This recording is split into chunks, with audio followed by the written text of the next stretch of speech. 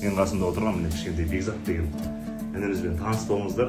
Ат спортында Малой есімімен танылған атақты Ұлан Омаров ағамыздың Талхиз есімді тұлпарының тізгінін ұстап жүрген азамат. Бекзат, қазір қаншадасың сен?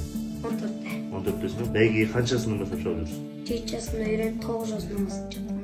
Осы уақытқа дейін қанша бәйгеге шықтың?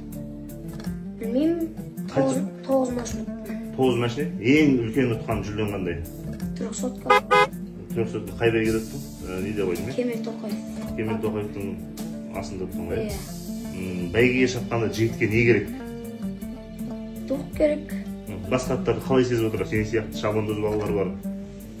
Олар былай атын терлеп алса, соңға кеткенде көреміз, кім-кімнің аты қалай кетіп жатыр. Өзің қарап, бақылап отырасың, е? Иә. Ал өскен кезде кім боласың? Мысалы, сен салмағың өсіп кеткеннен кейін бәйгеге қатыса алмайсың сен, мысалы, Шабандоз ретінде. Ары қарай болашағыңды қалай көресің өзің? Тренер болам. Осы ат спортында тренер боласың, е? Иә.